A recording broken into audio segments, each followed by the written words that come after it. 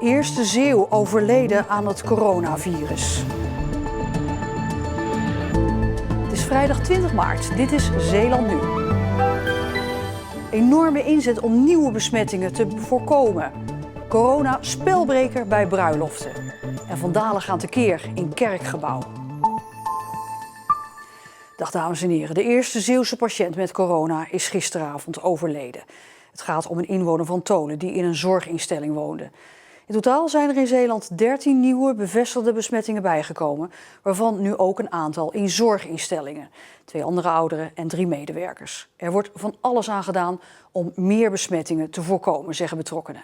Dat onze medewerkers beschermende maatregelen moeten treffen. Dat betekent dat ze een schort met lange mouwen aan moeten trekken, handschoenen moeten, mondkapjes moeten gebruiken, waar nodig ook beschermende brillen op moeten stellen. En dat zodra ze weer weggaan in na het contact met de cliënt, dat allemaal weer afgedaan wordt en ze zich weer goed wassen en voordat ze met anderen contact hebben.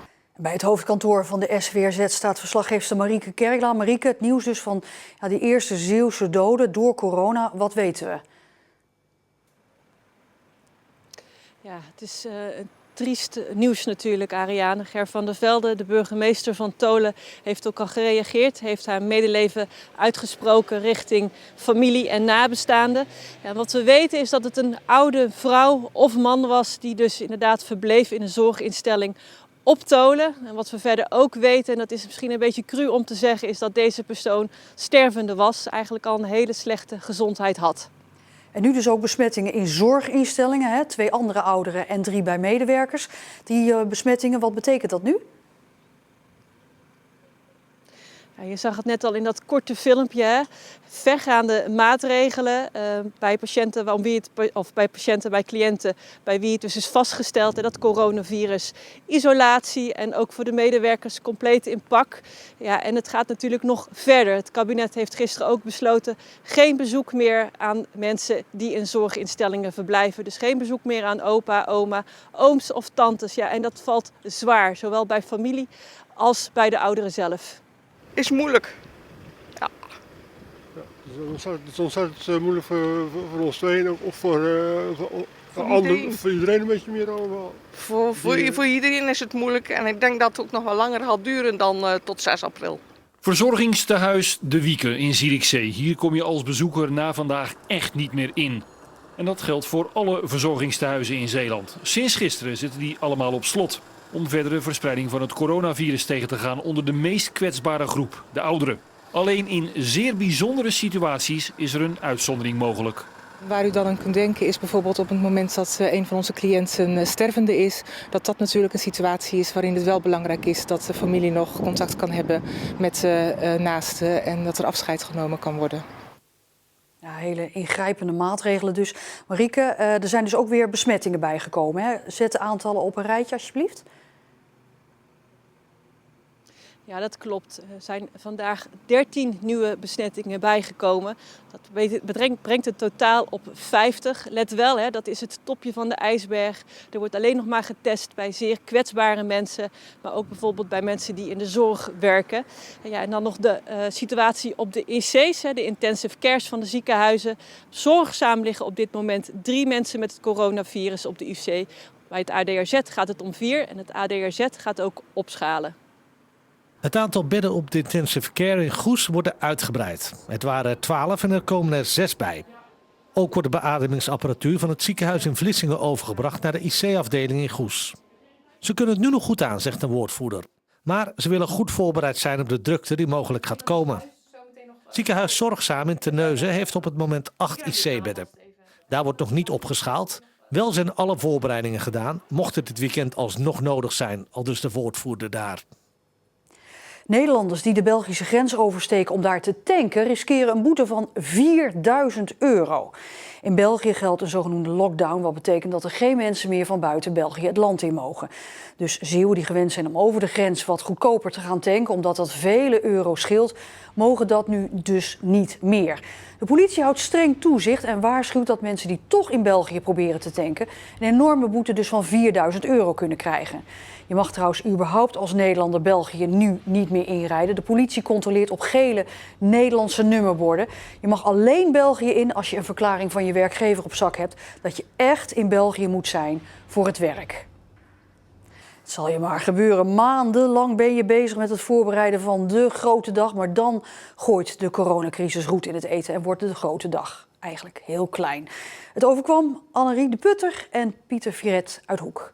Hartelijk welkom, ouders, familie, vrienden in een zeer afgeslankte vorm.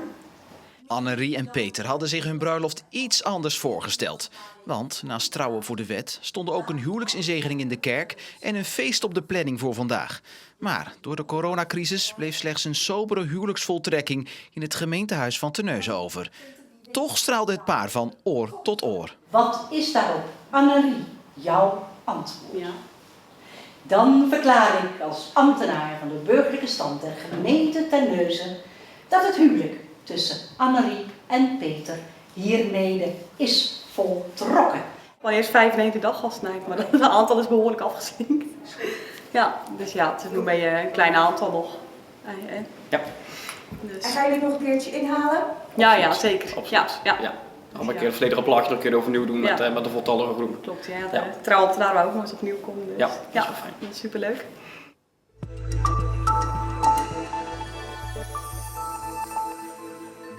Ja, veel sectoren worden deze dagen hard getroffen door het coronavirus. In de visserij en de transport gaat het al jaren niet goed. Maar opvallend genoeg lijken de klappen voor bedrijven die vis vervoeren tot dusver mee te vallen. Corona of niet, de vrachtwagens van Zeeuwse vistransporteurs blijven voor een groot deel rijden. De lading gaat naar supermarkten en viswinkels in Nederland, maar ook naar landen als Frankrijk, Italië en Spanje.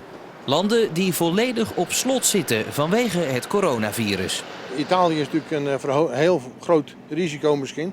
Alleen de chauffeurs die doen het hele jaar door en die weten het risico en die gaan er goed mee om. Om in die landen te mogen rijden hebben de chauffeurs wel de juiste papieren nodig. Zoals in Frankrijk, waar al meerdere vrachtwagens van het bedrijf zijn gecontroleerd. En toch merkt het bedrijf wel dat het een stuk rustiger is dan normaal. Ik denk dat we deze week minimaal 25 of 30% minder werk hebben. En dan ga je toch de charters die voor ons rijden, ga je toch een beetje uitplannen. En dan ga je meer zelf doen. Dus op dit moment staat er niks stil. Dat is het belangrijkste. Cotra zegt niet direct in de financiële problemen te komen, omdat het bedrijf genoeg vet op de botten heeft. Maar de crisis moet niet te lang gaan duren. Ja, het is wel beangstigend. En tuurlijk wel. Ik maak me zeker zorgen. Maar ik hoop wel dat we over een bepaalde periode, ik hoop 3 maanden, dat het hoogste punt bereikt is. Alle voorstellingen afgezegd, het personeel naar huis en het theater op slot. Dat is de realiteit van vandaag. Een scenario wat Frans Lievers, directeur van de 3 grote schouwburgen in Zeeland, nooit had kunnen bedenken. De afspraak is buiten, want niemand mag nog in de 3 schouwburgen van Zeeland theaters naar binnen. En dat komt hard aan. Rampzalig.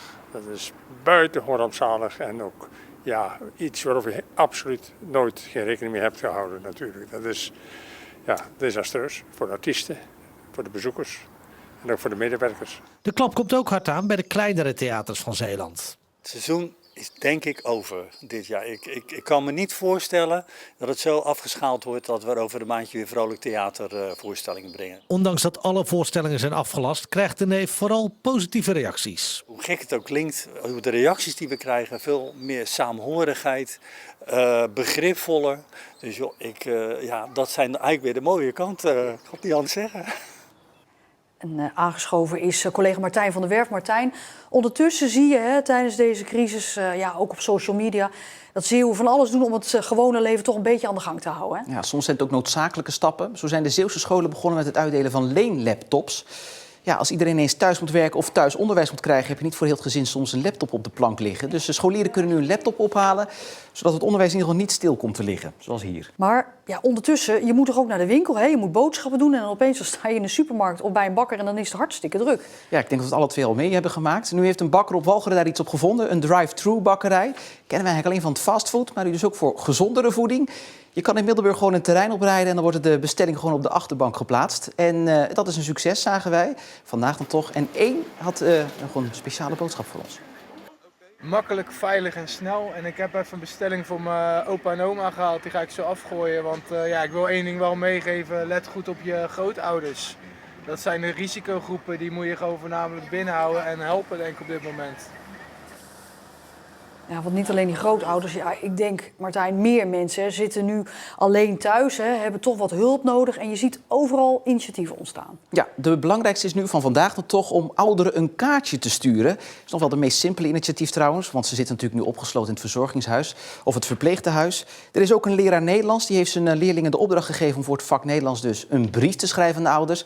Kunnen ze een cijfer voor krijgen. Ouderen zijn er ook blij. Maar er is ook een leraar, Richard Driedijk uit Leeuwendorp. Die deed gisteren een oproep aan zijn leerlingen. Ga tekenen voor de ouderen bij ons in het dorp die in het verzorgingshuis de Kraaiert zitten. En toen hij vanmorgen de brievenbus opende, zag je dat het een best wel groot succes was.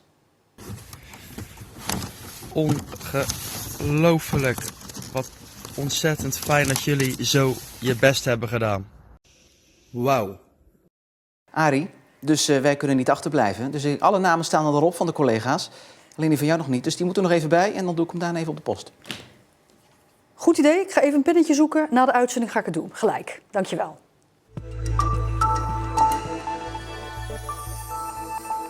Ander nieuws in Zeeland. De 3 wethouders van de nieuwe coalitie in Veren zijn gisteravond toch geïnstalleerd.